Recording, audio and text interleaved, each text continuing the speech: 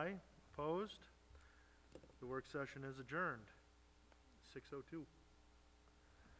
All right, we'll go straight into the board meeting if there's no objections.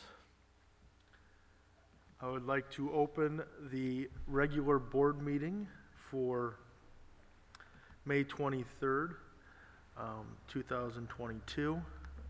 Call to order. I'd like to welcome everybody who is here with us tonight. Roll call of board members. Roger, Go ahead. Roger Canoy here. Jeremy Mask here. Monica Strange here. Melissa Keller here. Eddie Benami here. And we'll start with the Pledge of Allegiance.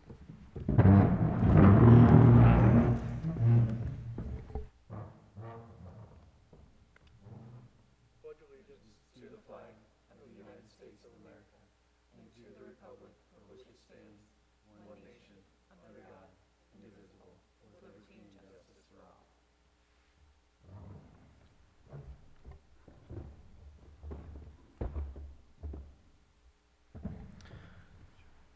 All right, we'll go ahead and review our I-35 mission statement and our district policies, priorities.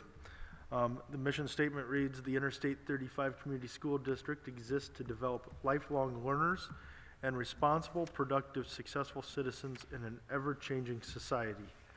District priorities, number 1, articulate and support a cohesive, student-centered pre-K through 12 vision for continuous school improvement.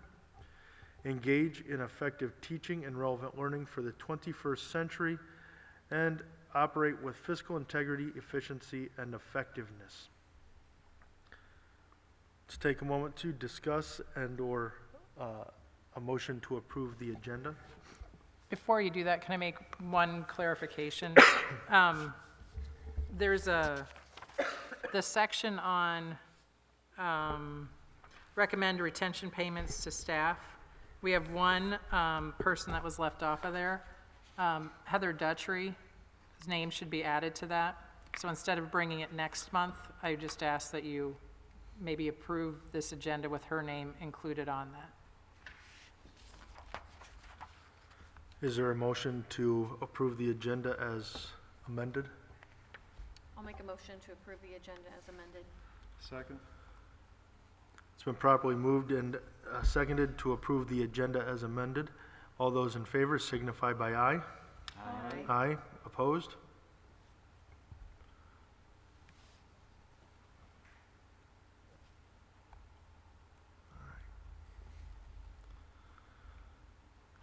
That puts us at our public hearing for amending the fiscal year 22 budget.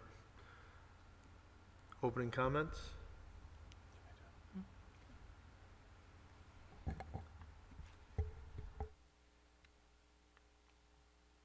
The amendment,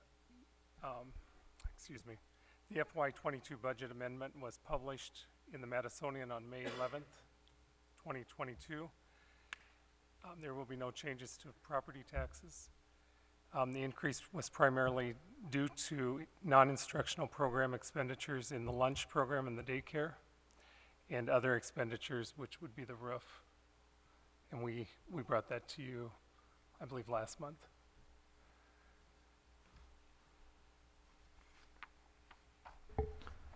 Is there anybody here to comment on the amending the fiscal year 22 budget?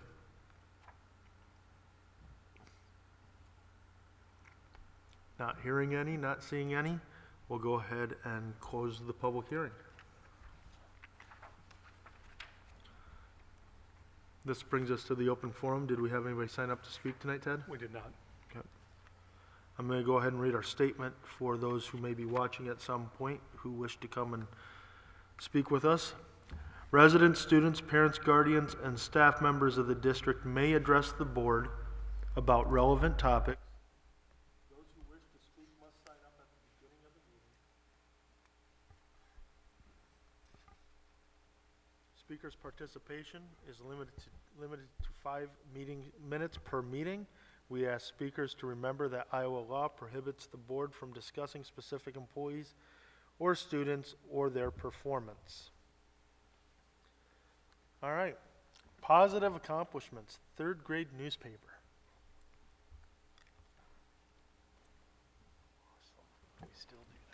So we have our third grade team here tonight to give us the rundown.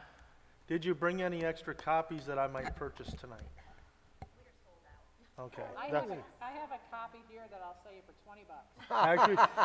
Actually, I was kidding. I actually have a copy of it at home. I You can share that so everybody can see what it is. pass it down. Well, we just wanted to I'll give you a little history. We started when I say we, I mean Interstate, started the newspaper in 1965, as older than I am. So we've been doing it.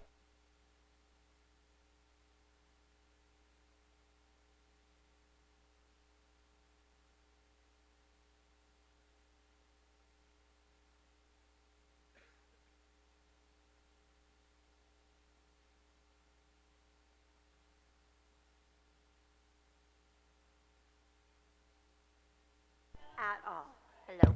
Okay. All right. We started it in 1965, and we skipped 1 year because of COVID. So we've been doing it for 55 years. And Helen Lorenzen, I think some of you may know her. She passed away a few years ago. She and a group of others started this in 65. So it's an awesome tradition that a lot of our kids look very forward to, and we've been going for 2, 3, 4 generations here, I think.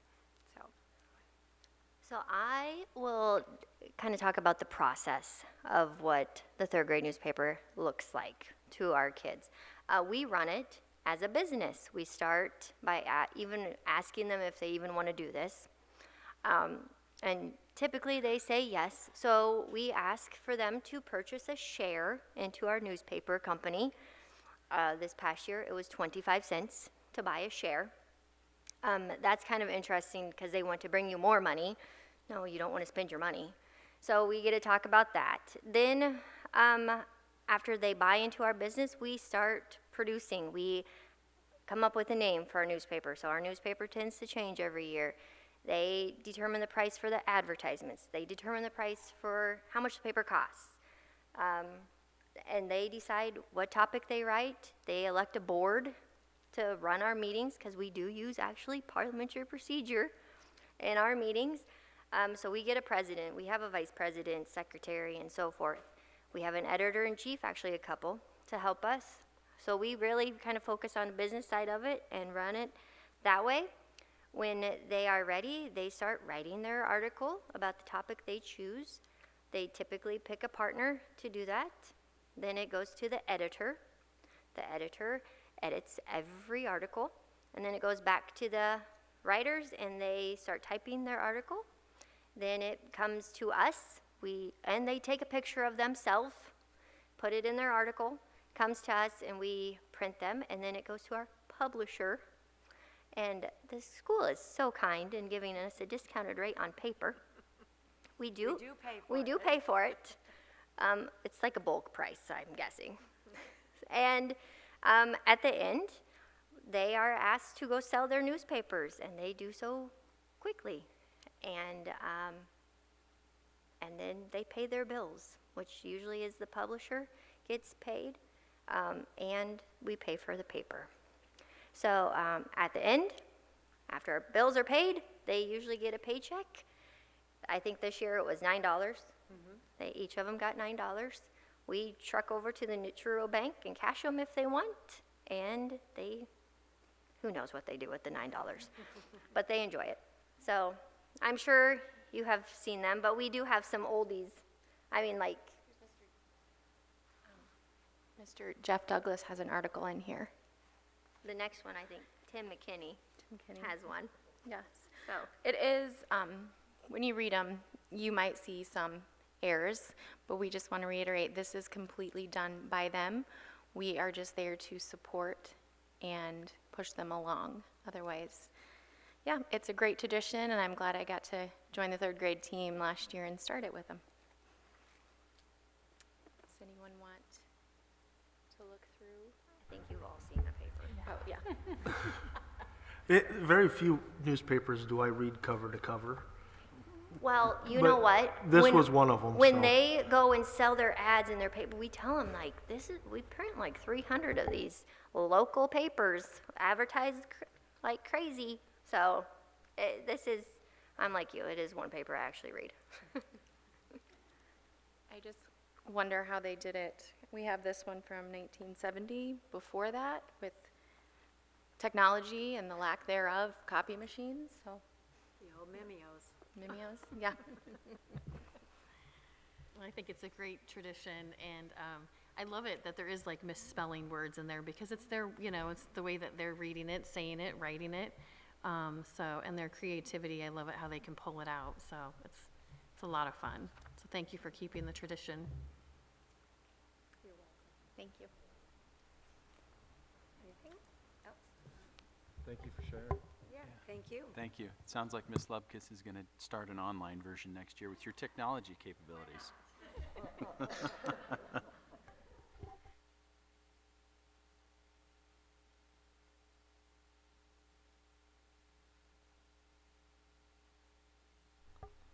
All right, principal reports.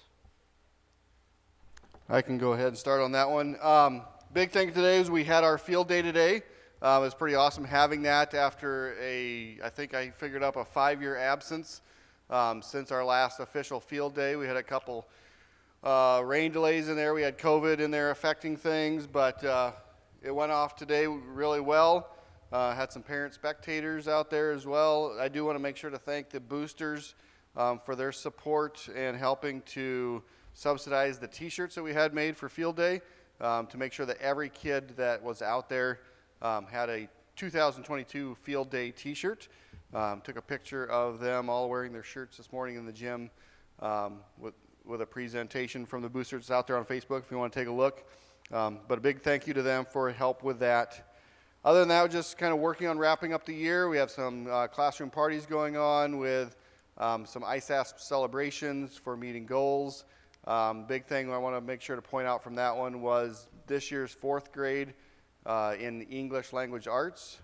They increased the number of proficient students from their scores last year on the 3rd grade test by 42%. So we went from 29% proficient last year as 3rd grade to 71% this year. That is the largest in the district as far as growth year over year. So we were very happy for that, but we did a lot of work with the 4th grade this year, so it's good to see that work reflected in those scores. As far as we did spring fast tests, just wrapped up here in the last week or so. Saw a little bit of growth in some areas, not as much as we would like to have, but we'll continue to work on that and just moving forward with continuing to work on getting those scores up there a little bit. Kind of wrapping up the last few field trips here, but a couple days of school left. Kids are excited, I think. The weather today wasn't quite what we would have expected for field day, but it didn't rain, so we'll take it. Other than that, just working on the end of year stuff and kids are looking forward to next year. Are there any questions for Mr. Tessa? Not hearing any. Mr. Castor?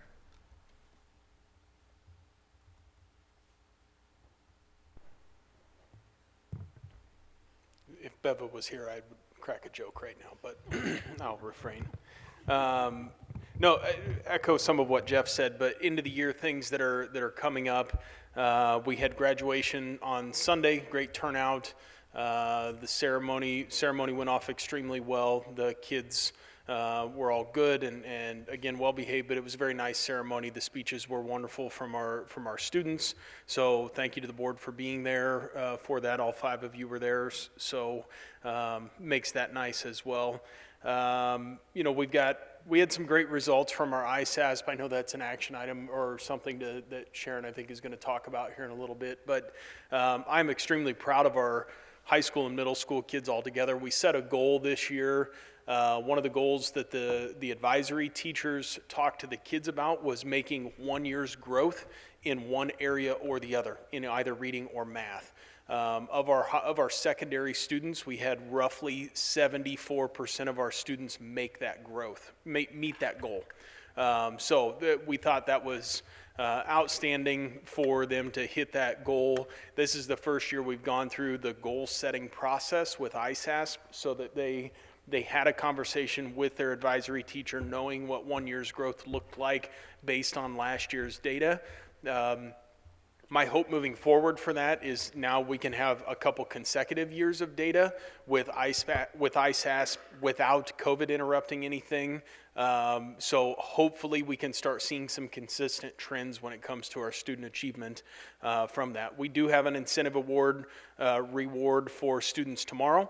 So we're going to do that over lunch and have a little ice cream celebration just for their efforts in ISASP. But wrapping up into the year, we've got conversations about summer school and credit recovery and all of those things going on there's I don't know if Heather's giving a report or not, but there'll be a heated kickball tournament if no rain is had on Wednesday, I do believe, so with middle school students. So they're excited about that, but also understand the potential for rain that's coming up. So again, just wrapping things up for the end of the year.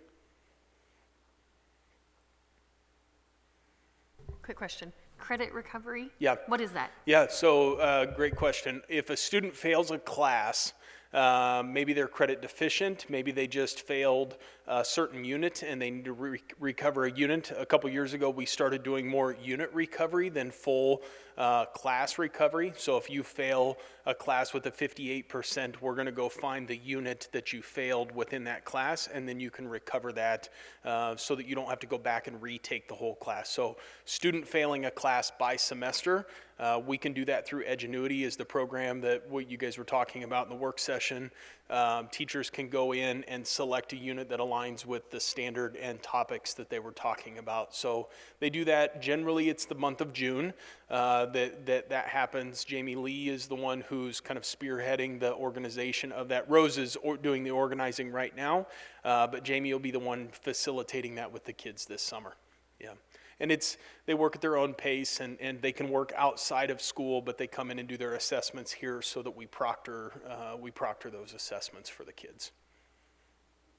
Yeah.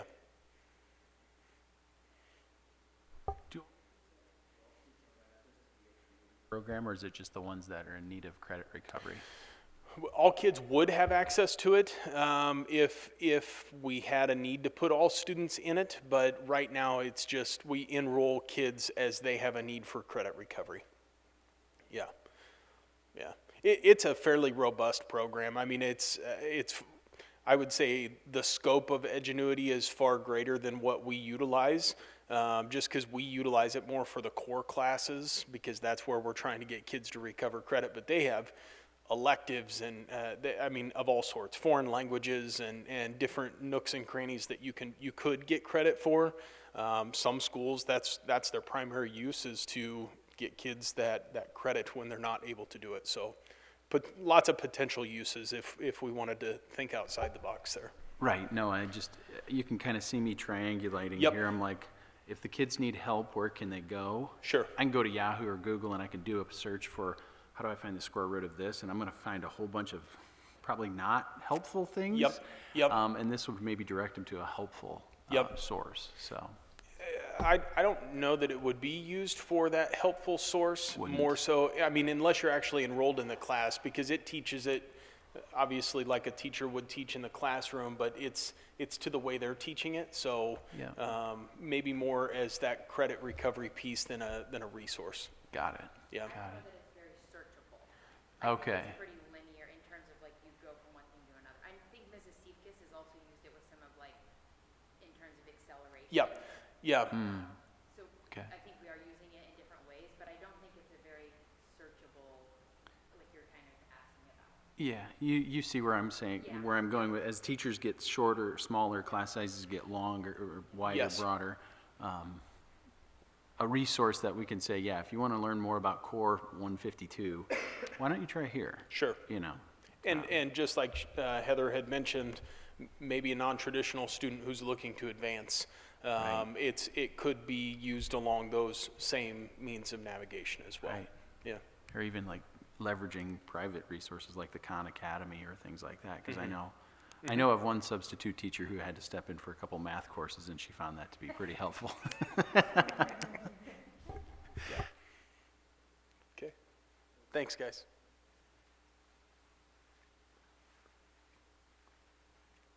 I kind of have a list because I wasn't at the last board meeting, so just to kind of update you on the last couple months.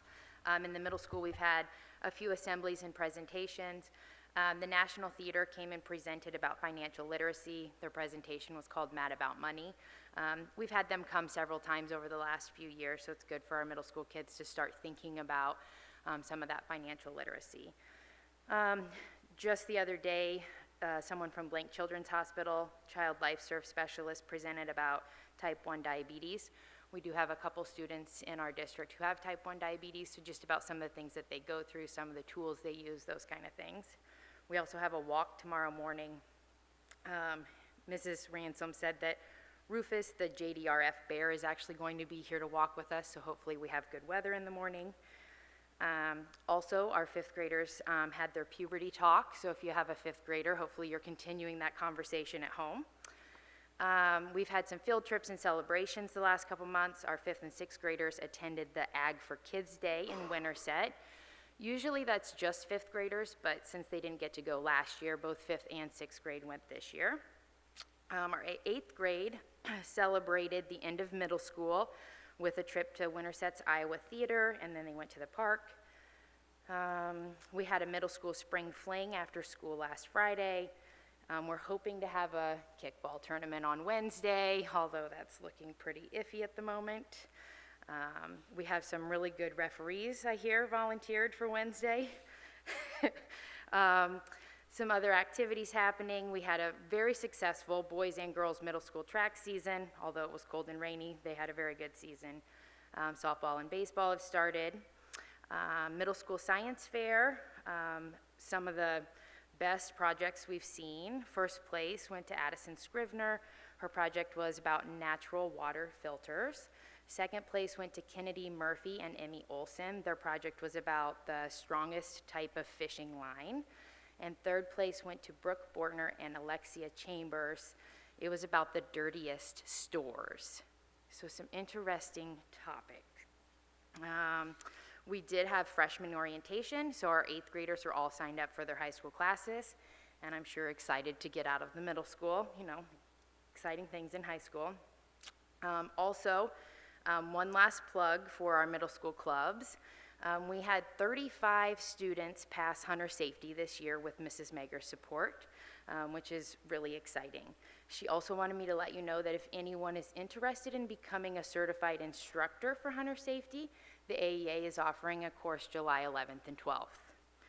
Because technically she's not a certified instructor, so she's helped kids with the online portion, and then we've had to have somebody come in to facilitate the test and sign off on the kids' work and do that kind of stuff. So just in case anybody's interested.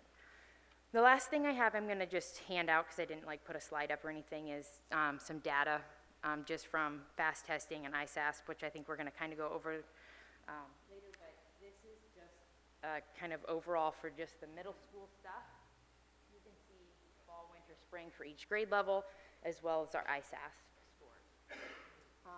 Our ISASP scores in the middle school, especially our math, 6th and 7th grade, made some really good growth, like in the teens.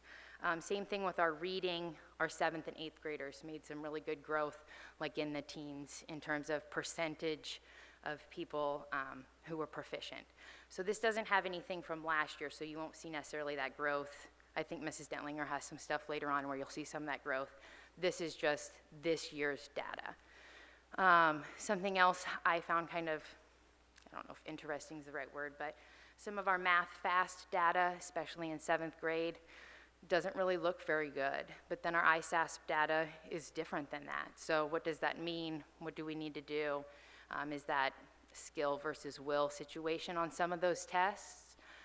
So I think we need to do a little more digging into that, see what we need to do next year to support those students who are going into 8th grade with some of those math skills.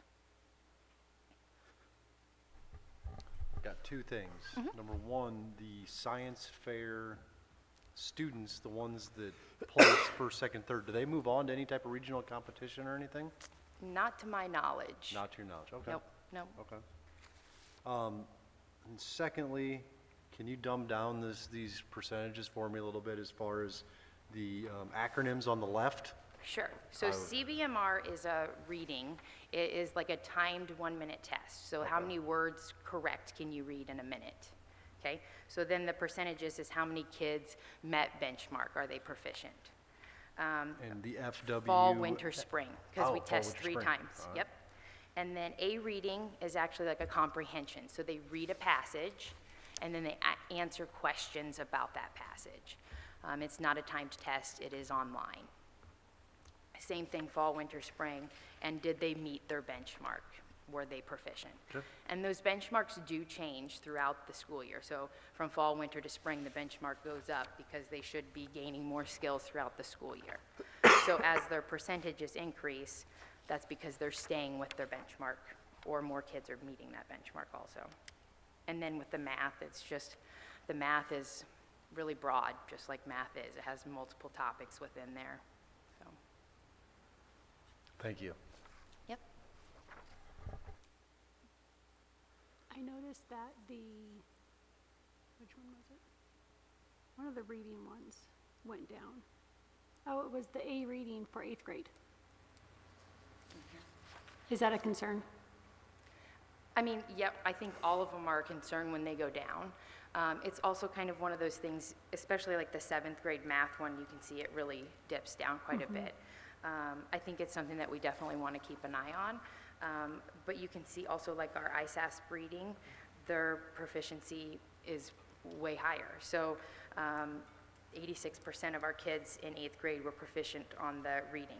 So even though their FAST testing kind of dipped down, it might be a case of, you know, how much were they really putting forth their effort during that test. So I think we do want to definitely pay attention to it. Right. But it might, you know, kid by kid basis, kind of doing some further testing to figure out if they need extra support or not. Okay.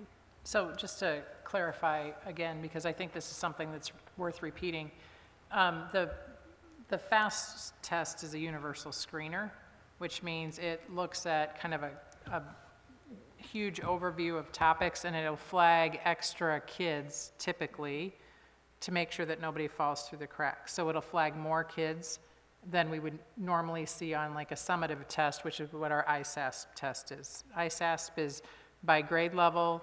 It's based on the standards of that grade level, and it's very specific to they have the knowledge that they should at that grade level at that time. The FAST is a screener, and the next step, and this is what we talked about, I think Mr. Tessa talked about working really hard with the 4th grade, is if you have not performed well on the screener, we have to do the diagnostic assessment. We have to figure out what's going on. Do you know it and you just didn't try on the test, or are you missing something that we need to address? And so by looking at that data as a screener, we know we're going to probably assess kids that don't have any issues. We're not going to see that we need to do a lot with. We are going to see some kids that we maybe need to be very targeted with what we do with them. And so this just is a different tool for data. So when you're looking at this, don't look at the FAST and the ISASP and say, well, they're really low here, but they're really high here. What's going on? They're two very different tests for two very different purposes. And so I just wanted to kind of reiterate it. I know we talk about it, but you don't do this all the time. So I just want to make sure we reviewed that. So then once you do the diagnostic, is that when you determine that they'll work with like an interventionist? Correct. Okay. Correct. And the diagnostic also helps us decide, like, within the scope of reading or within the scope of math, which skills are you actually missing? So that way we're not just working on math, but we're working on a specific targeted skill with that kid.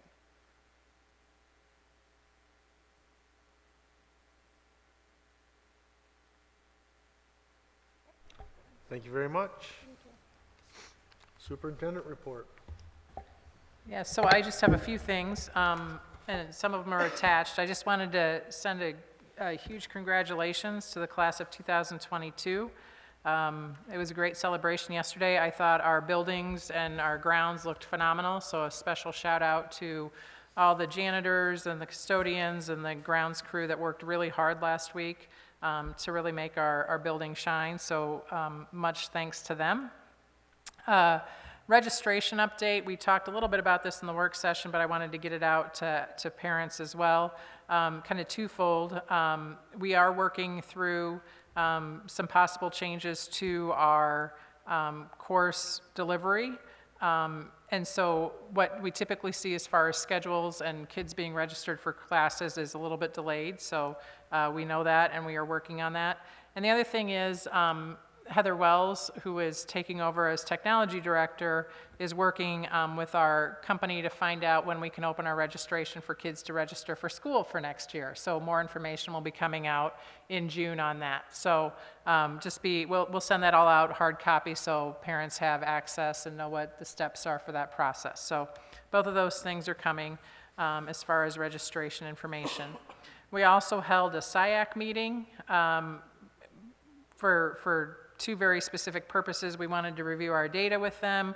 We have gotten it this year earlier than we've ever gotten it before, so that was a great conversation and very rich in questions and next steps, things to think about. So the minutes are attached there if you'd like to see what those SIAC conversations entailed. And then the second thing in that meeting was the teacher shortage and kind of getting some feedback from our community about some of the ideas we had to address that issue. So that's included in the SIAC update as well. We did have a meeting with Jim Lane, our insurance provider, and there were just a couple of things I was going to note. Our property insurance is going up, I think, 25%. And that's a lot because of the derecho, because of the tornado, and we just have had a lot of property damage to Iowa towns and communities and schools. And so I think that's across the board that it's going up 25%. And we also are working with our technology department because we need to work through a two-step authentication process to eliminate some of the challenges with having people ransom our data to us. And so we're working through what that's going to look like. So they've met and they've got, I think, a plan on how they're going to attack that. But we are paying attention to it and we are making some changes as a result. So that's our insurance update for the year. And then the last one I have is the revenue purpose statement. So this is something that is attached, and I'm just going to pull it up on the screen. Our revenue purpose statement, or all revenue purpose statements end in 2031. And I know that seems like a long time away, but if we're going to bond for any money that's going to move beyond that 2031 date, then we have to pass a new revenue purpose statement. There are a couple of nuances with this that are a little bit different. We can pass this at any time, and I think I should clarify. This is not a tax. This is not, in Iowa we have a 1 cent sales tax that everybody has currently, and that 1 cent goes to the schools. The revenue purpose statement explains what we're going to use that money for. That's what the purpose statement is. It's not a vote to increase taxes. It's not a vote to decrease taxes. It's a vote to say, when we get that 1 cent from the state, this is what we're going to use it for. So the auditorium that we're sitting in, 1 cent sales tax money was used to build this. If you look at the technology that our kids use, 1 cent sales tax was used to provide computers. So all of those things that we can use, save, which is the 1 cent sales tax, save money for, we're saying that's what we're going to use it for. And so it's defining what we're going to use the money for at any given time. And once you define it, that's all you can use it for. And so we have to pass that statement again that tells our community what we're going to use it for. And so my recommendation is we have an election, or we put this question, put this vote to our voters in September. But I wanted to get you as much information as you needed, so I put on there where we are with our revenue purpose statement, and some of the ins and outs of that. But then I also put some frequently asked questions that maybe our community has. And then we'll get this all published in the paper, but I wanted you to see this because I'd like you to consider it for the June meeting. We'd have to either say we're going to do it in June so that we meet the deadlines to be able to do it in September. There are some kind of weird dates where you have to wait so many months before you can try again. So if for some reason the community didn't like what we put out for how we were going to use the 1 cent sales tax, then we could rewrite it and try again, but you have to wait 6 months before you can do that, and that misses elections, so then you have to wait longer. So it's an interesting process, but we think that the September date will give us time to get people the information, get time to get all the dates met that we need to meet, and to get the election scheduled. So they recently changed which election that RPS can be voted on. When I say recently, within the last couple of years. Correct. So you're saying September of this year, Correct. so that would be a special election then? Correct. Okay, so this would be the only thing on the ballot? Correct. Okay, Yes. all right, thank you. So this is not an action item. I just want you to have the information so that when we bring it in June, you can ask questions before then if you have any. And we wanted to get this information out so public could kind of see what it was, and then we'll be very targeted in our communications out to them before the election. And it costs the district more when it's a special item, or is it? Yes, I mean, I would say, yeah. Yeah, okay. A Yes. little bit, but not material. Yeah, I mean, it's one of those things that you do once, it'll be done for the next 40 years. Yeah. So it's not we don't have a lot up for election often, but Right. this is one of those that, because of the cycle, we want to make sure we get it out there and get the information to people so that we can make the best decisions going forward with any of our recommendations for future planning or anything. Yep. And the save money is what we essentially borrowed against, like you said, for this. Right. So we basically tell our bondholders, hey, we'll allocate that to you, Correct. basically in exchange for the Correct. interest rate. Yeah. Right. It's collateralized by save. Yep. Okay. Perfect. Yep. Thanks. So you were saying we would likely vote on it in June or July, I'm sorry. June. June. So that rewritten RPS, you would have that presented in June and then vote on it in June? Correct. Okay. Because we need to meet the deadline, I think July is the date we'd have to get it to the auditor so that we can put a ballot together so that we can have the election in September. Okay. So and I can share those deadlines with you. I didn't bring them, but we can share No, that's fine. the marks that we need to meet. Okay. And I think obviously the most important thing is just getting it out to the community. My understanding is the recommendation is we're not changing what we're using it for. We still want to use it for technology. We still want to use it for projects that are going to enhance opportunities for our kids. So, I don't anticipate we might change a word or two based on where we are with technology, depending on how it was written before, but it's the same intent, is to still provide those great opportunities for our kids. So the last two that I don't have on here, but I think are really important, is I want to thank you all, board members, because it is Board Recognition Month. And I know that maybe doesn't happen often, but I think what you do is an amazing thing for our communities and for our students and our staff. Being a sounding board and being sometimes the go-to when things are challenging or when people are having successes, I think is rewarding and stressful all at the same time. But I do want to thank you for that, and I do want to recognize that I understand the time that it takes and the commitment that it takes, and I think our school district is better because you're a part of our team, and I'm appreciative of that. The other thing I want to mention is Mr. Tessa and Mr. Castor are both moving on, and I believe this will be their last board meeting. So I just want to thank them for their years of service to our students and our community. I think they've influenced a lot of kids and built great relationships for a number of kids.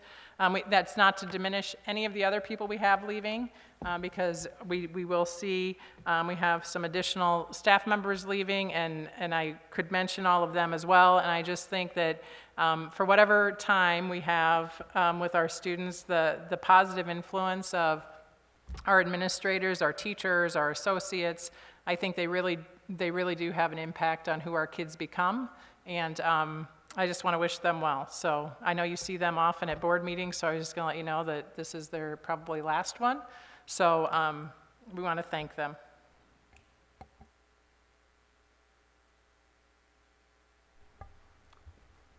Thank you, Sharon, and I would like to also thank Mr. Tessa and Mr. Castor. One quick question for Sharon. Do we have anything for retirement recognition this year? I don't know if we have many retirees. We do not have any retirees this year. Okay, that answers my question. Thanks.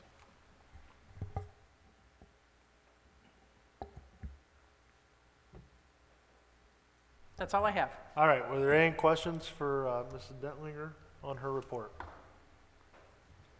Not hearing any, we will move into our consent items.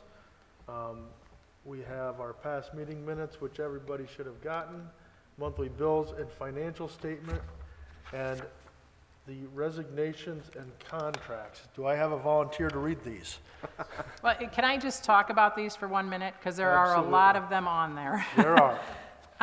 And then I'll answer questions before you vote, because I think that'll help. And I just wanted to explain some of the wording on here. So if you look, we have a few new hires, and then we have Tanya Donahue, who is currently our middle school English language arts teacher, being reassigned to the high school. So remember, those of you that are in the audience that were not at our work session, in order to teach at a certain level, you have to be endorsed in that level. We did not have, we had one English language arts applicant at the high school level, and we had 2 openings.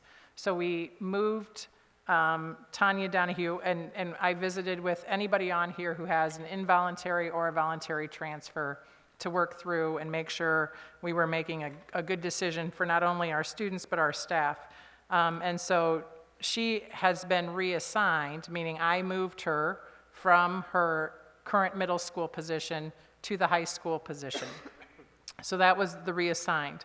If you look at the next one, Heather Peacock voluntarily transferred. So that means we had a job open in 4th grade. She's been in the district for a couple of years, and she wants to be an elementary teacher.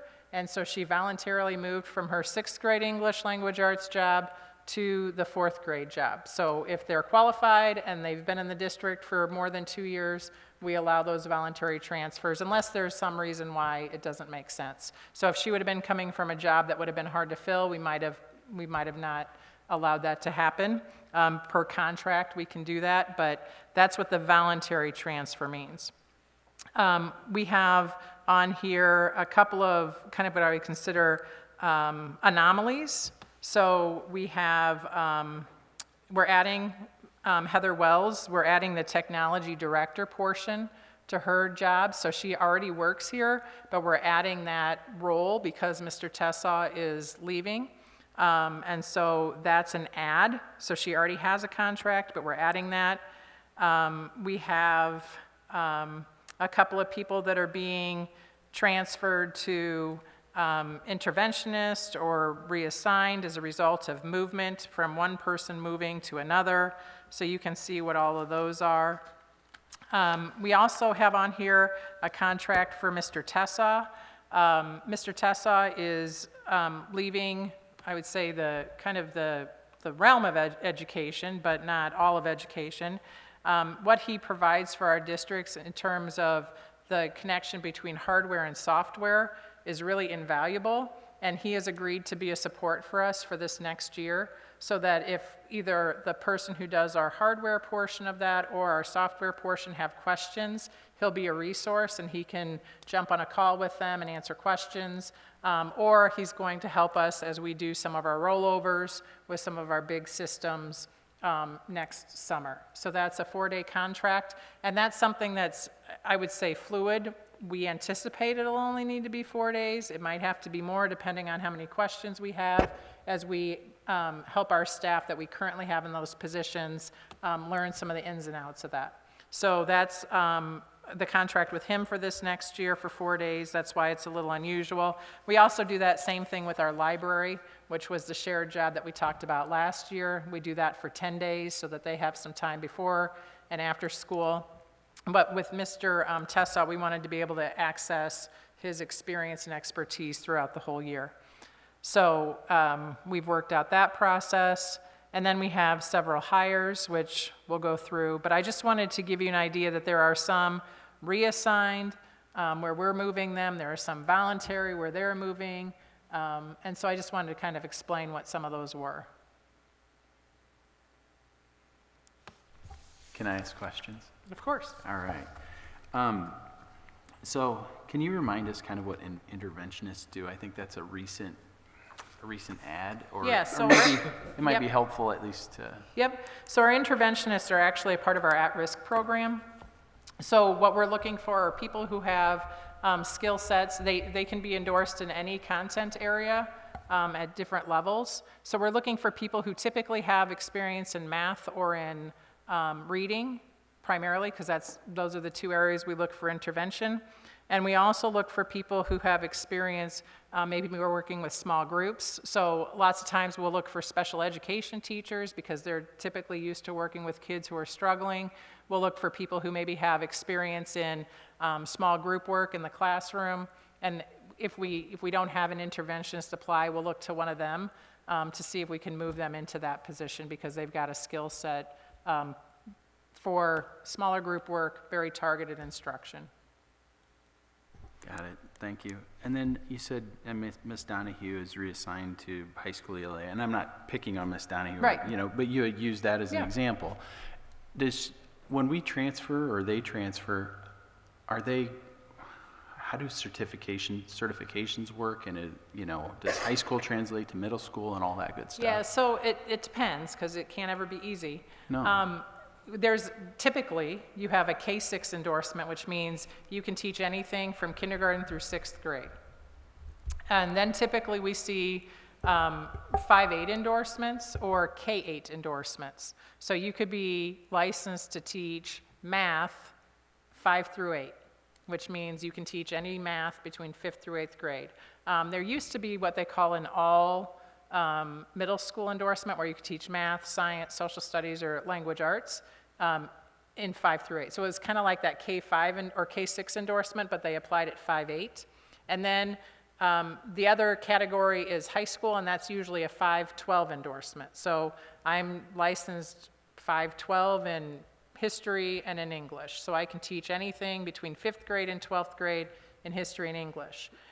What we see with a lot of our teachers at the current time, and it fluctuates depending on who you hire, is we have a lot of people that are endorsed K through 8 and not a lot of specialized 5 through 12 unless they're working in 9 through 12. So we have a lot of teachers that are K-8 that are working in our middle school, but we don't have a lot of 5-12 teachers that are working in our middle school. They're typically working only in our high school. And so when we have to move people, I have to move people who have the endorsement, that have the skill set that we think is going to be the best fit for our kids and for that person. So typically it's a trickle-down effect. So when we moved Mrs. Donahue to the high school because she has that endorsement, then we had to move another teacher into her position because they had that endorsement. So it's having those conversations and making sure we're finding good fits for the people we have. I think there's just one more. When it's a voluntary transfer, is there like seniority? I think there's Yes. a seniority like ranking in the board policies even that Yes. dictates how. Yeah. Yes. So you got even more restraints. Yes. Okay. I think that's all I had. Thank you. So then, on that same note with the reassigned teachers, is Caitlin Grant, where's she moving from? She's currently a 4th grade teacher this year. Okay. So she's moving to the 7th and 8th okay. grade. And then what about Moa Lamp?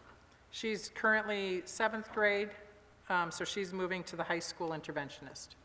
Was that voluntary for her, or was that a? Both. Okay. Reassigned voluntary. Okay. Because we needed somebody at the interventionist. We didn't have anybody apply for that. And her endorsement spoke well to that. Small Okay. groups, special ed background.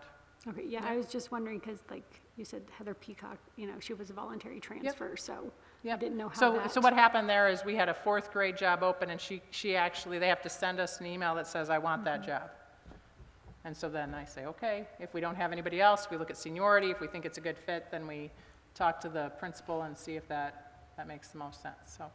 So the other ones were, the reassigned is more of a request to move to that position from Or there? told. Okay. Yeah, I mean, unfortunately, if we don't have anybody else that's licensed, sometimes we have to reassign them to that.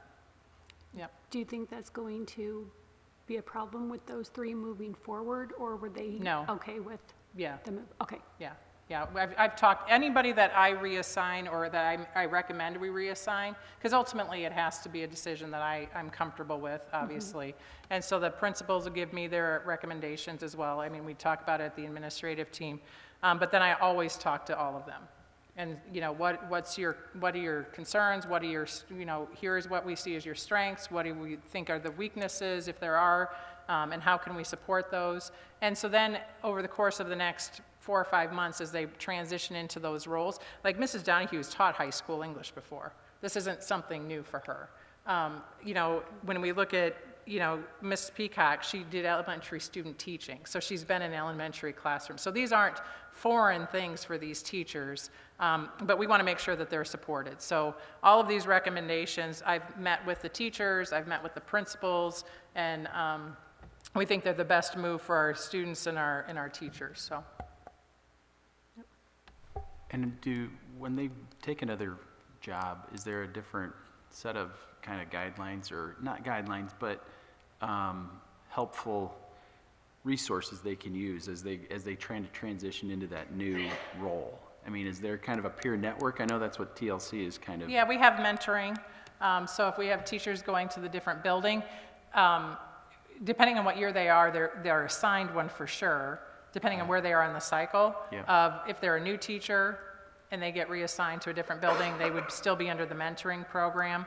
But we also, I think we've just made it a point to stop in and talk to teachers who are in new positions to see if they need additional supports. We do a lot of kind of, I would say, training in the summer to make sure that they're comfortable with the position that they're moving into. I've already talked with all of the people who are moving to different positions, whether it's voluntary or reassigned, and made sure that they know that they have, if they need a little extra time to prepare, if they need extra resources, if they want to do any trainings, we can get them to all of that. Perfect. So I think everybody that's reassigned or voluntary transferring feels like they're in a good spot for what they need to do next year.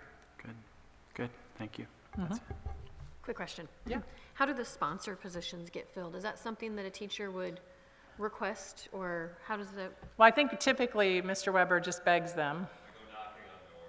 But sometimes it's students, so I'll use, I don't know, do we have a sponsor on this one? Oh, Katie, yeah. Miss Clansmith, I think, was asked by students to consider it, and she thought, oh, yeah, I could try that. So then she'll be in touch with Mr. Weber, and then again, if she needs extra supports or things so that she understands it, we try and put them in touch with whoever is doing the job currently, so they get some idea before that person moves on. But then we can support them throughout the year, and Mr. Weber checks in on new coaches and new sponsors throughout the year, so. Mm-hmm.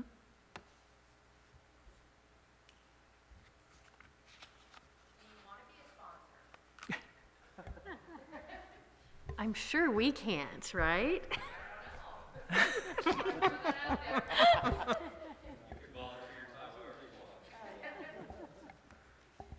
Do you want me to go through all these? I was actually getting ready to read. Oh, I don't know. He's going to go through them. What was that, Ted? Okay. I do have a frog in my throat, so if you want to, go right ahead. Do you want me to read them for you?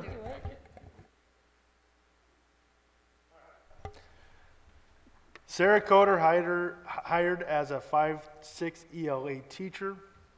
Catherine Belden hired as high school ELA. Tanya Donahue reassigned to high school ELA. Heather Peacock voluntary transfers to 4th grade. Caitlin Grant reassigned to 7-8 ELA teacher. Elizabeth Hayner hired as special education teacher. Jeff Tessa resigns from employment at I-35, Interstate 35 Community School. Elise Rice resigns from high school ELA position. Michaela Briggs resigns from elementary special education position. Dallas Joland resigns from high school social studies teacher position. Heather Wells added as technology director. Autumn Palmer hired as a cook. Betty Dolan hired as a cook. Heather Detry reassigned to work-based learning coordinator, part-time. Brandy Moa-Lamp reassigned to high school interventionist. Monica Cormany hired as a 5 through 8 reading teacher. Chris Allen reassigned to sub-calling associate and associate position. Tanner Warrington resigns from high school assistant wrestling coach position. Brandy Moa-Lamp resigns from head high school volleyball coach position. Jeff Tessa contracted for 4 days of IT support. Kelsey Daniels hired as 5 through 8 interventionist. Stacy Henson hired as 4th grade teacher. Austin Mustaine hired as elementary music teacher. Jessica Reisinger hired as elementary guidance counselor. Sarah Skinner hired as high school social studies teacher. Brandon Chapman hired as high school assistant baseball coach. Blake Bauer hired as assistant high school wrestling coach. Katie Klingensmith hired as robotics sponsor. Rachel Palmer hired as associate. Nicole Kinley reassigned to general associate, school year contract. Jesse Helton resigns as custodian. Jerry Young resigns from all I-35 positions. Mary Strickler resigns from associate position.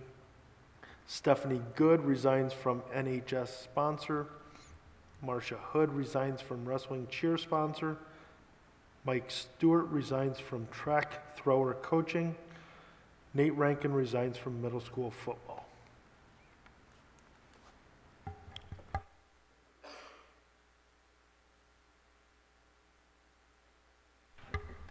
If there's no discussion, these do require a motion and a second to approve.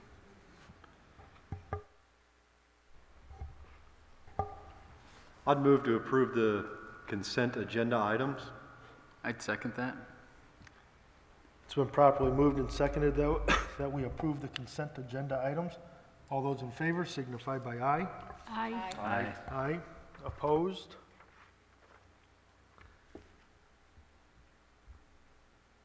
All right. Items for discussion. Bread and milk contract. This does require a motion and a second for us to act on. So I think in your packet, Food Service Director Angie Stroh gave you kind of a formal recommendation, and I just summarized it here. We do put out these contracts every year, and so she has the recommendation for the Highland Dairy for the 22-23 school year, and also for the Pan of Gold for the 22-23 school year.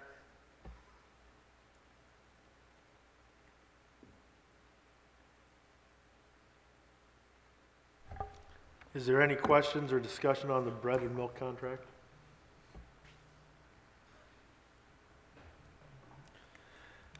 I would entertain a motion to approve the bread and milk contract at this point.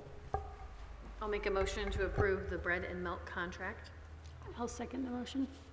It's been properly moved and seconded that we approve the bread and milk contract as presented. All those in favor signify by aye. Aye. Aye. Opposed? The 2021-2022 District Data Review. No action will be needed on this. So this, as I mentioned, is the earliest we've gotten our ISAST back, and I think part of that's as a result of it all being online now, so that helps. But if you look at the data, when you look, we have 22 school year data, 21 school year data, and 2019 school year data. And remember that 2020, we did not take this because we were not in school because of COVID. And so you can see on this chart, the yellow follows the cohort, or the color follows the cohort, so you'll see that it skips. So for example, in 2019, our third graders were at 59%. In 2021, they were at 70%, and then this year as sixth graders, they were at 70%. So you can see, I know a lot of times the question is, how do the same kids do over time? So that's why those are in color-coded bands. And that's why there's a year skipped, because we did not have testing in 2020. So if you look, typically we look to see, we want all of our kids obviously proficient, but we know our target is 80% of our students proficient in a grade level with our universal instruction. And so while we're not there yet, we are definitely a lot closer than we were last year at this time, or even the year before, or 2 years before. And so you can kind of see off to the left the difference between the cohort from one year to the next. So I think Mr. Tessaw talked about our students in third grade at 29%, and then at fourth grade they were up to 71%. So that in all my years of education, I've never seen growth like that. But I will tell you that that team was very focused and very targeted, and we put a lot of resources in that process. And so the great thing about that is conversations now and other teams are wanting to know what happened, how did it happen, and how can they work through that process. So that's exciting that we're having educators talk about the work they do every day and taking pride in it, and how do we even be better than that 71, or how do we even be better than that 83. So that's really exciting conversations to have. So the English language arts is the top there, and then our math scores at the bottom. Again, we saw some pretty significant growth. I know that this is one of those areas that's always a part of the conversation. And I think that if we look at what last year's results were, I know there was some concern around COVID and what those numbers were showing us, but every one of these grades had growth from last year to this year, and some of it obviously a little bit more significant than others. So I will also mention that we did have a change in curriculum during this time, where we switched our curriculum in math. And so typically that's about 3 years before you start to see changes to data. And so we're starting to see that a little bit in the 5th and 6th grade, and in the 7th and 8th grade. And then this is the first year, I think, for the pilot, or for the high school students to use that curriculum. So if we are true to what we're seeing, we'll see some of that increase as well in the high school. So I think that when we look at this overall, I think the district as a whole is pleased about this year's results, but I don't think anybody will tell you that we're where we want to be. So while there's much to celebrate here, there's also work that still needs to be done. And I think we've got a great team committed to that. So I wanted to give this to you early, because we don't usually get it until the fall, but we've already started the process of talking with teachers about this and using this to plan some of our professional development for in the fall. So that's exciting. What was the reason you got it early this year? Is this the new norm, or? Yes, I believe so. Okay. Mm-hmm. Okay.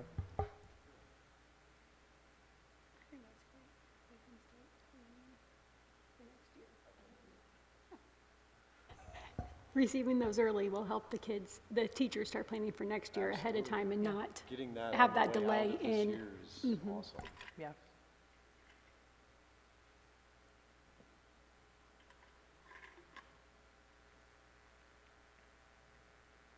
Are there any questions, other questions surrounding our district data review?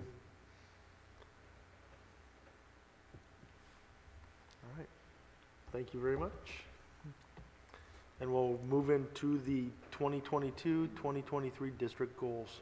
This does require a motion and a second for us to take action. So I've attached the goals, and I think they're shared now on the screen. We are going to continue our culture work at the school. Mr. Weber led our team through that process this last year and really trying to understand where we are as a culture and really understanding what, kind of defining what we want our culture to be. And so we're going to build on that so we understand what our roles and responsibilities are in that culture. We all have an influence, whether it's our students or our custodians or our teachers or our administrators, we all have a role in that. And then also to work on developing what those core values are. As we see shifts in education, we're starting to see maybe some need for conversation around that. If you look at our mission statement, I think it says that we effectively prepare students for an ever-changing society, and I think we've seen an ever-changing society over the last 3 or 4 years. So doing some of that work around core values with our stakeholders, I think is going to be important. So that's part of the goal for next year. And then also to continue to strengthen our core instruction. And so we talked about, really talking about articulating our what we call proficiency scales, making sure that everybody understands when we say we want students to be able to write and cite sources, what does that really mean for students so that they know how they can be successful, and making sure that it's articulated with them so that if we have more than one teacher teaching a class, that they're all using those same guidelines.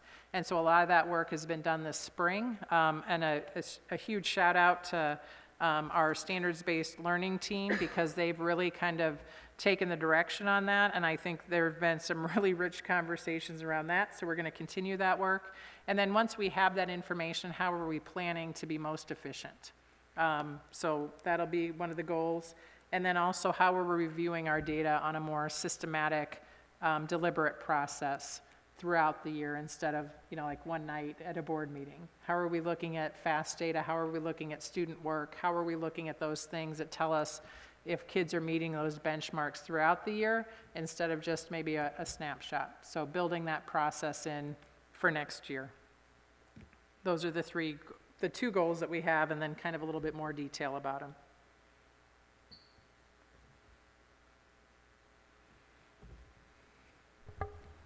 Are there any questions around the district goals as presented?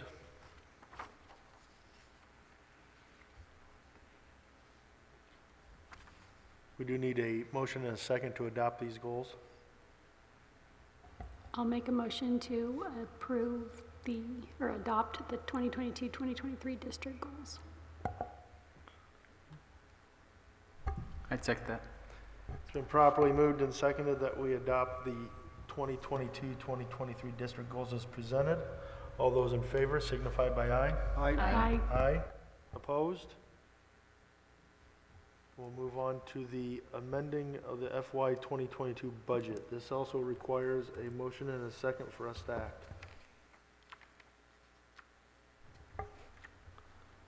This is what we had the public hearing on a little bit ago? Correct. That Ted explained to us. Correct. And the recommendation is to approve the budget amendment as presented, Which does not affect property taxes. which does not Correct. affect property taxes. I'll make a motion to amend the fiscal year 22 budget as presented. I'll make a motion to second. It's been properly moved and seconded that we approve the fiscal year 2022 budget amendment as presented. All those in favor signify by aye. Aye. Aye. Opposed? All right, next item is the recommended retention payments to staff. So this is, I would say, continuation, if for lack of a better word, for the retention. We did this with our certified staff as a result of the governor making those funds available, and then we added some additional certified staff that were not in that first pool.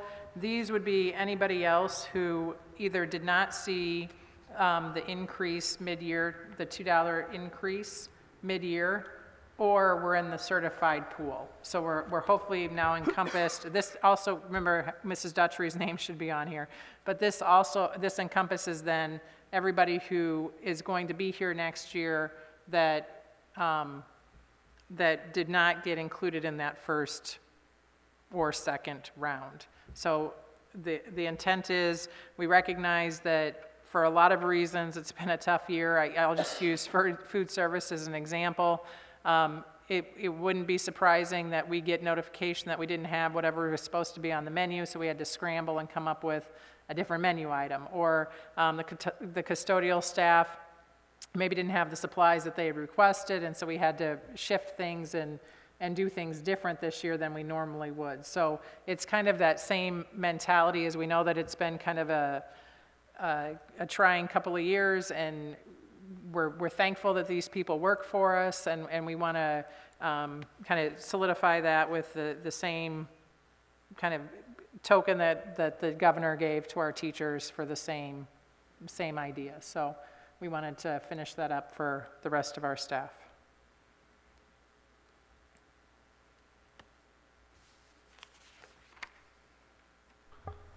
Are there any questions or conversation regarding this issue, this item? How is this retention payment being funded? What fund does that come out of? The ESSER funds? Okay, okay. And this is a one-time payment? There's Correct. no promises of annual payments Correct. or anything like that, correct? Correct. Okay. If we could every year, awesome, but there's no Correct. guarantee on that. Okay. That being noted, I'd move to approve the recommended retention payments to staff. Second. It's been properly moved and seconded to approve the recommended retention payments to staff. All those in favor signify by aye. Aye. Aye. Opposed? Thank you. Update on teacher shortage, high school math and computer science. This does not require action. No, I just wanted to kind of get information out to the board and to the public.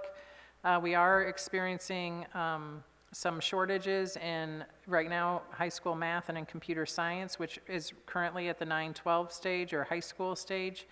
Our plan is to look at our available resources and take into consideration our school's mission and kind of the work that our virtual learning group did last year around this, when the recommendation from that group was to try and keep as much of a personal connect, a relationship, a teacher with content knowledge accessible to our students. So we currently, I'll use math as an example, we currently have 2 high school math teachers. One of our high school math teachers resigns, and so now we have 1 teacher and no applicants.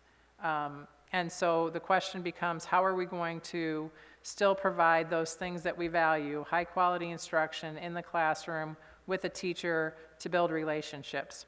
So the administrative team brainstormed, came up with, and not just the administrative team from this current year, but our administrators that we've hired for next year have been part of this conversation. We shared our ideas with the SIAC team, our School Improvement Advisory Committee, which is community members, students, teachers, different people from our stakeholder groups are all a part of that team. And currently our thought process is to still have our teacher, our certified teacher, teach the course. The classes would be larger, so we would add additional supports to those classrooms. And then we would offer, for math, and then for the computer science, we would offer that online with supports for students who are taking that class online. The challenge is that when you talk about putting our core classes together, we currently have 3 sections of geometry, and we're talking about putting that into 1 section. So, or in this case, hopefully putting that into 2 sections. So instead of having a class of 18 students or 20 students, we might now have a class of 35 or 36. So making sure that we have resources put with teachers so that they're supported in the classroom while students are in there, making sure we put supports in there for students so that they're supported in the classroom in a kind of different model. The core instruction would still be very similar to what we do now. As an example, math, you start typically with a warm-up for kids. We would still use that process. Then we would have the whole group instruction, which would be what our content specialist delivers for our students. And then we would have 2 or 3 additional people in the room to support students to allow for some differentiation to happen. And so that whole process, while not ideal, would get us those things that we value and really want to make sure we keep for our students. The personal connect, the content specialist in the classroom, in-person learning, and supports for kids who are accelerating or kids who maybe need some extra support. It does require us to consider spaces. You know, if we're going to try and put 36 or 45 or 50 kids in a room, we have to have a space that's conducive to learning. Unfortunately, we didn't make the auditorium, so we're looking at something like the library. So having the library open for periods during the day and then have it being used for classes during periods of the day. I will share that this is our best option in a not ideal situation. We still have the job posted, so we're still working with people trying to get somebody hired to do our math position and our computer science position. But we'll have to make sure that when we make a decision about what the direction is going to go, if we don't get somebody in, we want to make sure we've given our teachers and the people who are doing our scheduling and all the people who are involved in this process enough time to prepare and plan for it. So we wanted to make sure we shared with you. We want to make sure we shared with the community. This has not been finalized yet. And I think that really becomes the question of when do we want to make sure we've got a date, because we have to make sure that we allow for people to do scheduling and allow for our teachers to prepare. So I would imagine within the next couple of weeks, we'll make this decision, and then we'll make sure we get our people supported for it. So again, we'll leave it open, and you know, if you know anybody that wants to teach high school math or high school computer science, please let us know. But we wanted to make sure we also had an alternative that supported the things we value and our students and our staff. So I just want to make sure you were all aware of some of those things that might be changed. So even though we had a work session, I have more questions. I'm sorry. So we have, I think in the work session you said there's 75 other open math positions in Iowa? So secondary math positions, secondary yes. math positions, so it's not an I-35 problem. Is there computer science? How many open computer science courses are there? Or I would imagine that's in the hundreds. It just depends on how schools are setting it up. You know, when we started that conversation, we created a kind of an integration plan to have a full-time position. Some districts have chosen to absorb the position, so they've either found someone else on the staff to teach it or not. But the scope of that position is truly set up to be a K-12 position, and of course depending on the size of the district. But we chose that K-12 route, so I can't tell you the number off the top of my head, but there are a number that are still searching for that. I would think. Oh, no, yeah, yeah. And then someone once said that one variable of success is class size, but that's not as meaningful as some of the other variables. Well, Can you help? No, I think, yeah, I think that it needs to be recognized that the relationship is the most important piece, right? The relationship between the teacher and the student. And so there are some class sizes that are 30 where the teacher is very skilled at making those relationships. And so those students are just as successful as a student or a teacher that may be an 18, and that's not one of the strengths. I mean, it's not like they don't care about kids, but it maybe isn't something that they've, you know, focused or isn't in their strength. So the relationship piece is the key. I think the challenge, or what we're trying to do is we're saying, because teachers have to be licensed, they have to have, like we talked about, the 512 endorsement. We don't have 2 of those on staff. And so do we have other supports that we can put in that classroom that can help students with that teacher leading the instruction? So we talk about putting our interventionist in that classroom. We talk about creating what for lack of a better word, a teaching assistant position, somebody who has an interest in being a teacher that's maybe not completely endorsed to be in that classroom to work with those students and that teacher. So when we talk about the ratio, it's usually an adult to student ratio. So when I think about high school algebra, let's say we have 18 kids in a class with one resource in each one of those classes, the classroom teacher. Now my recommendation, if we need to move in that direction, is to put all of those Algebra 1 students in one class, 50 students, with 3 adults who can help with very specialized learning, including our content teacher, including an interventionist with kids who are struggling, including somebody who's going to be in the classroom as a teaching assistant to help with the learning process. So we're still going to try and keep our adult student ratio lower than I would think you would see in the metro or in other districts, but also provide maybe some more targeted support. So that's, I think you're right, but it's that relationship piece. But now we'll have 3 different teachers or 3 different people in that classroom who can help build those relationships. So we think that that's one of the reasons why this model makes the most sense to move forward if we need to. Will there be any extra, will anybody watch the student scores to see if they're getting Most definitely. Okay. Yes, Because that's most my concern, definitely. that with a class size that big, that some of the kids may fall behind. Yes, yes. And that's, so when we talk about the district goals, one of the district goals is to look at student data kind of in real time. And so that has to be part of the process. So yes.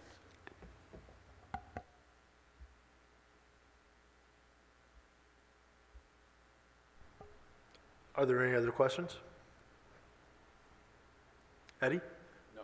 Okay, good. All right. Thank you, Ms. Netlinger. All right, the Reconsideration Committee's recommendation. This does require a motion and a second for us to take action on it. So we had a patron who had requested that our Reconsideration Committee look at a book that we had in the high school library to be considered to be removed from the shelf, and that committee met per board policy and worked through the process, and their recommendation is at this time to not remove that material from the shelf, to keep it on the shelf. And then they also request that we look at options which would allow parents some understanding of the books that their students are requesting to check out. So if there's something that might be controversial or explicit or somehow something that parents would want to know their students are reading about and maybe be able to have conversations with, that we have a mechanism by which we can do that. And so we've talked about what that can look like, and once we have our new librarian on staff July 1st, we'll walk through or talk through what that process can look like.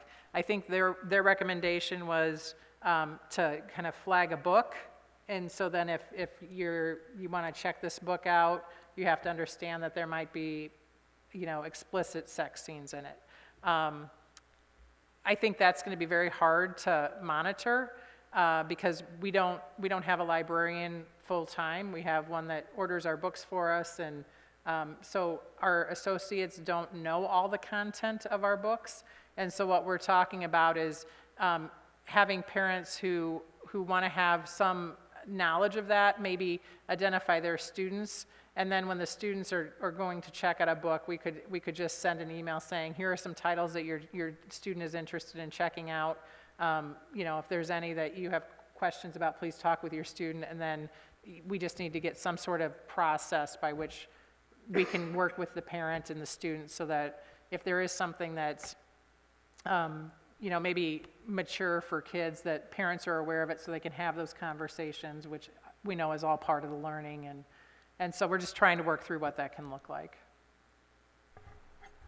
Is there a central rating system for books that, like a third party that does it, says these are the ones that are controversial and these aren't? I mean, are we putting that all on one person to determine this book's controversial and this book's not? We're not putting it on one person.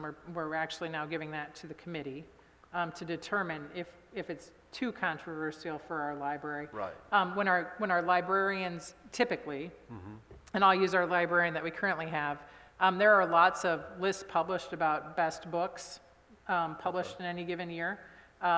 So that's typically where we get our best books for young adults, and some of those types of resources. The American Library Association puts things out that are age-appropriate type books that they choose from. But as far as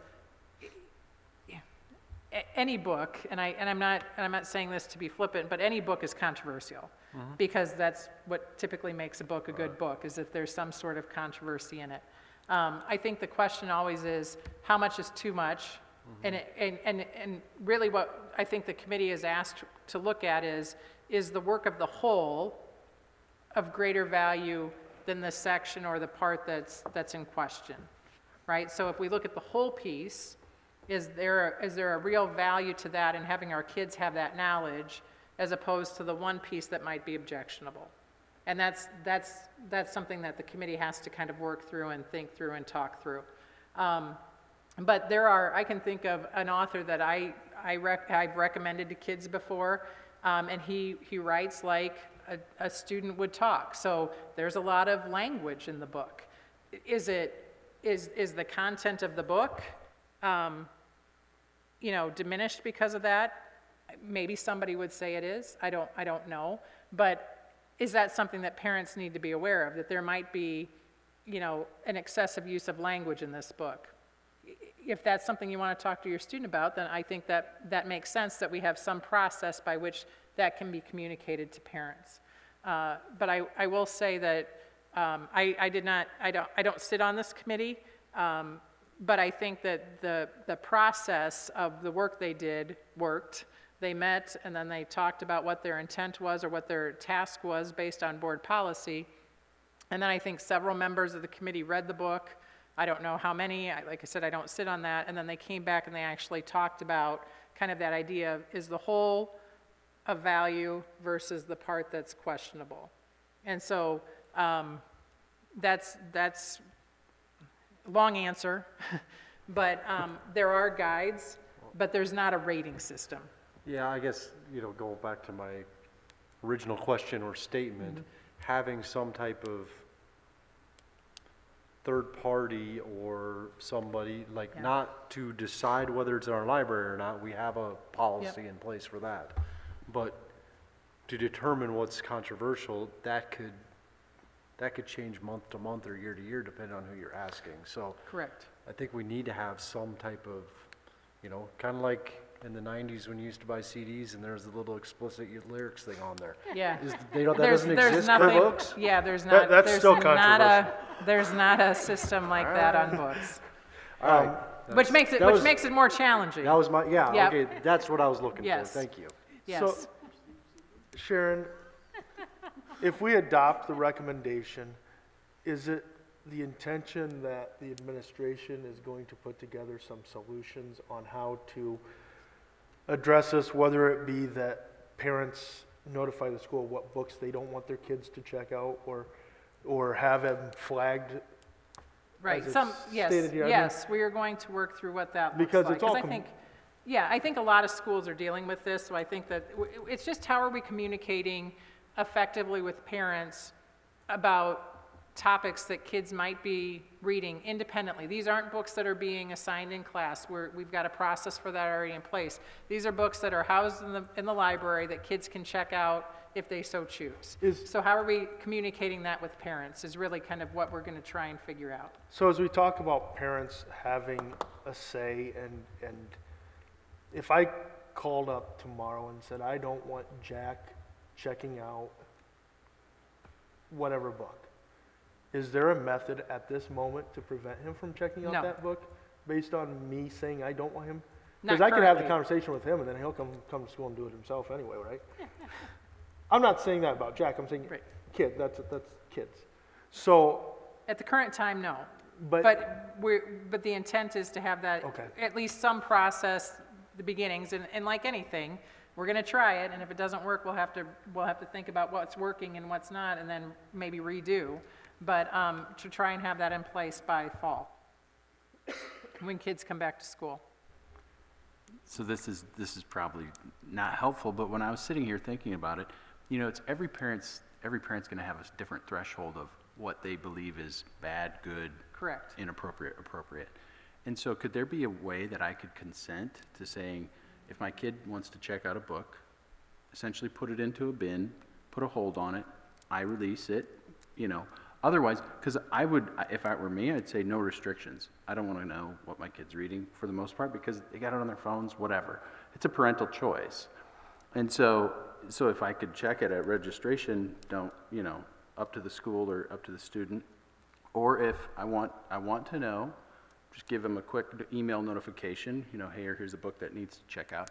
It's more work for the librarian, but if there may be a lot of people that sign up or a few, I don't know. And I think we're looking at, to see if our program will allow it to happen where it automatically just sends an email. Like if Yeah. we can set a default, so like if you miss so many days of school, you might get an automatic email about attendance. Right. So we're checking to see if our program allows us to do that. So if you are on our, and I hate to say it, but on our list Yeah. of parents who would like to be notified, which is completely fine, Yeah. then it automatically just sends them an email when a student comes through the library. Yep, That's and what so- we're trying to figure out, if we can make that work Yeah. for the fall. The book will be released when your parents or guardians approve. Right, when they've signed off on it. Yeah. I think, Because yeah. we just want to be able to make sure parents are informed, but You bet. also that kids have, you know, the flexibility to say, no, I do have an interest in this. And then Right. more important is probably the conversation between the parent and the student about what the book's about, you know, what they're learning, what they're reading about, kind of the whole learning process, so. Yeah, to Ms. Dutry's point, I have a 5th grader, and we had plenty of conversations this week.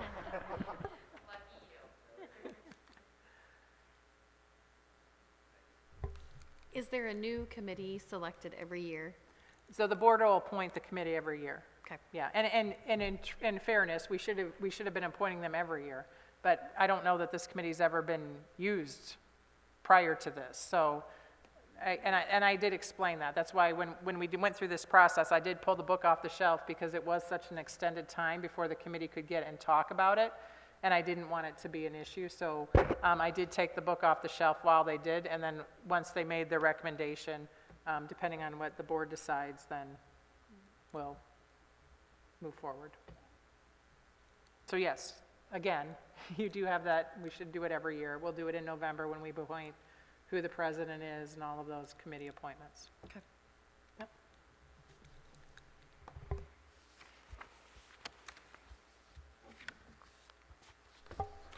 Is there any further discussion on the Reconsideration Committee's recommendation? Again, this does require a motion and a second for us to act on it.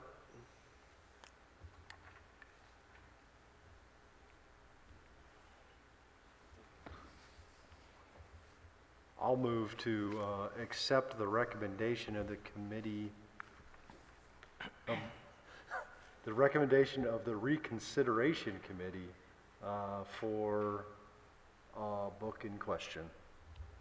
I'd second that. Is that good enough? Did you get that, Ted?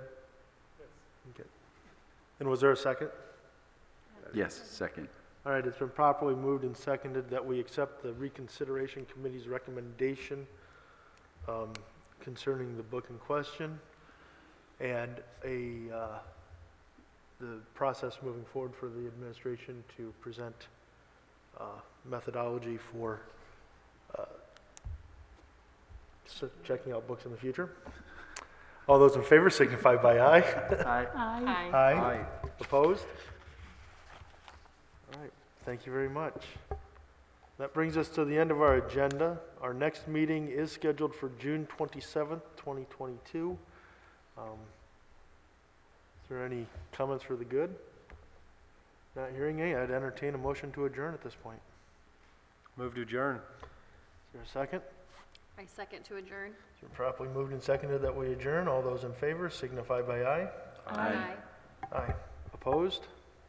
We're adjourned.